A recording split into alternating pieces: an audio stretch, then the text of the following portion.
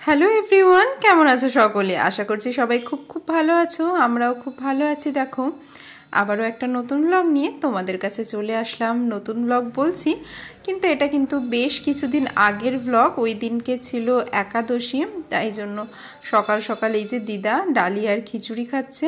এটা ডালিয়া, মুগ ডাল আর সবজি দিয়ে করা। এদিকে দেখো বেগুন ভাজা, আর আমাদের জন্য এদিকে রান্না হয়েছে এটা হচ্ছে ভাঙাচোরা শুক্তো মাছের মাথা দিয়ে, আর এদিকে সর্ষে দিয়ে মাছ রান্না হয়েছে। আর এই যে এই ভাজা মাছটা মোমোর জন্য রেখে দিয়েছি, সকালে যদি ও একটু ভাত খায়। কদিন ধরেও একদমই ভাত খেতে চাইছে না, কি করব।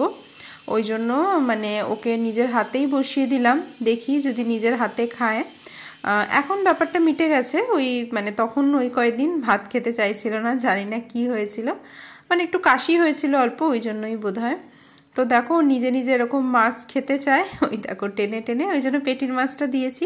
এটা তো মানে বেশি কাটা থাকে না, আমি সামনে বসেই থাকি। কিন্তু ওই ভাত আর পরে খাওয়াতে পারিনি, এই কদিন ধরে এই ঝামেলাটা করছে। আর এই বাচ্চা না খেলে না, তখন মায়েদেরও একটা মনে অশান্তি চলে বলো। তো আজকে ওর স্কুল নেই, তাই জন্য আমরা সবাই বাড়িতেই আছি। আর ব্রেকফাস্টে দেখো এই যে আমি কি বানাচ্ছি। আজকে ভাবলাম যে ভাত খাবো না সকালে, যে কিছু বানানো যাক। তো আমি একটা চিলা বানাবো। আর চিলা বানানোর জন্য আগেই আমি অল্প একটু তেল প্যানে দিয়ে তার মধ্যে এই যে চাকচাক করে টমেটো কেটে আর ক্যাপসিকাম সরু সরু করে কেটে নিয়েছি। আর ওদিকে তোমার দিয়েছি হচ্ছে ওটস আর বেসন। তার মধ্যে একটু অল্প মশলা দিয়েছি, ধরো একটু কালো জিরে, আস্ত জিরে, তারপর একটু মিক্সড হার্বস, এই সব একটু নুন দিয়েছি। আর যে যেমন ঝাল খেতে পারো সেরকম লঙ্কা কুচিও দিতে পারো। তো সাথে নিয়ে নিচ্ছি টক দই, গরমকাল তো চলেই আসলো, তাই এখন টক দই খাওয়া মাস্ট। আর তার মধ্যে একটু গোলমরিচের গুঁড়ো ছড়িয়ে নিয়েছি। তো চলো ব্রেকফাস্ট করা যাক। আর চিলাটা উল্টাতে গিয়ে দেখো ভেঙে গেছে। আসলে তোমার ওই টমেটো ক্যাপসিকামগুলো দিয়েছি না, ওই জন্যই। শুধু প্লেন হলে তাহলে কিন্তু আর ভাঙতো না। তো চলো খাওয়া দাওয়া করে নিই। আর এই দেখো আমাদের এখানে কি বৃষ্টি হচ্ছে, আজকে সারা দিন এমন বৃষ্টি হয়েছে। তো দুপুরে দেখো মোমো ভাত খেলো না যথারীতি, তাই জন্য মা আবার অফিস গেছিলো, অফিস থেকে নিয়ে এসছে ভুট্টা।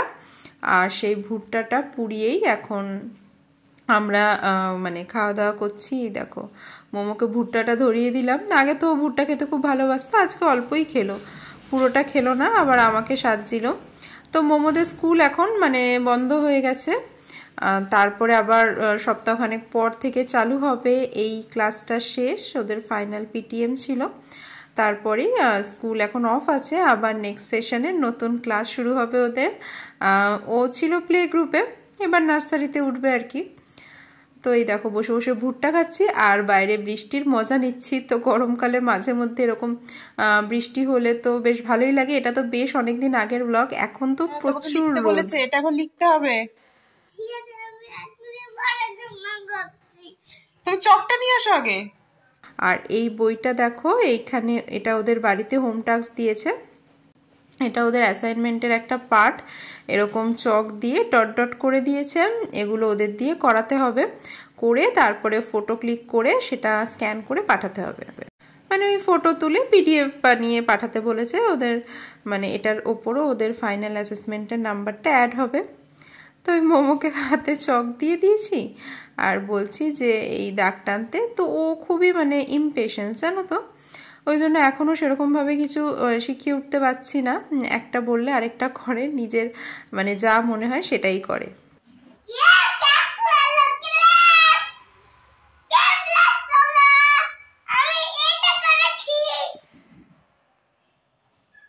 তো আজ তোমাদের দাদাভাই আর মানে বাড়ি ফিরবে না, কারণ ও গেছে অফিসের কাজে, পুনে গেছে। তো তো দুদিন মানে কাজ কমপ্লিট করে কালকে ফেরার কথা।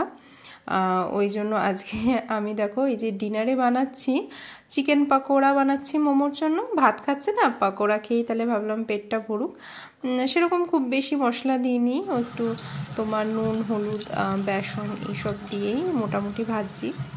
আর আমার দেখো না খুব ফ্রাইড রাইস খেতে ইচ্ছা করছিল, তো আর সকালের ভাতটাও ছিল মানে দুপুরের। তো ভাবছি যে বাড়িতেই একটু ফ্রাইড রাইস মতো বানিয়ে নিই ওই দুপুরের ভাতটা দিয়ে। তো আগে মোমোর পকোড়াগুলো ভেজে তুলে রাখছি, আর মোমোর তো খুব পছন্দ হয়েছিল এগুলো, মানে ভাত ছাড়া অন্য জিনিস মুখরোচক খেতে খুব পছন্দ করে। তো দেখো আমার রাইসের রেসিপিটা তোমাদের সাথে শেয়ার করছি। প্রথমে আমি তেলে রসুন কুচি দিয়ে দিলাম, তারপরে এখানে এই যে পেঁয়াজ কুচি দিয়ে একটু নাড়াচাড়া করে তারপরে বাদবাকি সবজিগুলো দিয়ে দেবো, একটু লঙ্কা কুচিও দিয়েছি। আর এই রাইসটা এত ভালো হয়েছিল খেতে, তোমরা একদিন ট্রাই করো, অবশ্যই তোমাদেরও ভালো লাগবে আশা করছি। এই দেখো গাজর দিলাম, ক্যাপসিকাম দিলাম, আর সেদিনকে টমেটো অ্যাড করেছিলাম, এর আগে টমেটো দিয়ে কোনোদিনও বানাইনি। তো সেদিনকে ফ্রাইড রাইসটা খুব ভালো হয়েছিল। তো ডিমও দেবো, চিকেনও দেবো, আর রাইসের পরিমাণটা অল্প একটু রাখবো। তাহলে দেখো ভাতটাও কিন্তু কম খাওয়া হলো, আবার পেটও ভরবে, কারণ গাজর আছে, ক্যাপসিকাম আছে, ডিম আছে, চিকেন আছে, এত কিছু আছে না। তো রাইসটা কম খেলেও কিন্তু বেশ অনেকটা পরিমাণেই হয়ে যাবে। তো তোমরা যারা একটু মানে মেনটেন করে খেতে চাও, এটা এরকম লাঞ্চে অপশানেও তোমরা বানিয়ে খেতে পারো। যারা ডায়েট করতে চাও, অনেক রকম সবজি দেবে, চিকেন দেবে, দেখবে তাতেই পেট ভরে যাবে, রাইসটা অল্প পরিমাণে দিলেও হবে। আর এই ওয়ান পট মিলগুলো খুব সহজে হয়েও যায়, মানে টাইমও বেশি লাগে না, আর খেতেও কিন্তু বেশ হয়। আর দেখো আমি সস কিছু ইউজ করলাম না, কারণ টমেটো দিয়েছিলাম, তাতেই কিন্তু বেশ হালকা একটা টক ভাব ছিল, তাই আর সস ইউজ করতে হলো না। আর তারপরে গোলমরিচের গুঁড়ো টুড়োগুলো দিয়েছিলাম, একটু গরম মশলার গুঁড়োও দিয়েছিলাম, আর মানে খুবই ভালো হয়েছিল খেতে। তো চলো আমিও আমার ডিনারটা এখন সেরে নিচ্ছি, আর তোমরাও কিন্তু জানিও কমেন্ট করে কেমন লাগলো তোমাদের আজকের ভিডিওটা। আর রাইসটা যে আমি রান্না করলাম না, দেখলেই আমি কিছু কিন্তু তুলে ঠুলে রাখিনি, গাজর ক্যাপসিকাম ভেজে ওই কড়াইতেই তোমার চিকেনও ভাজলাম, ডিমও ভাজলাম, একসাথেই সব ঝটপট রান্না করে ফেললাম। তো চলো টাটা, আবার দেখা হবে অন্য একটা ব্লগে। সবাই খুব ভালো থেকো।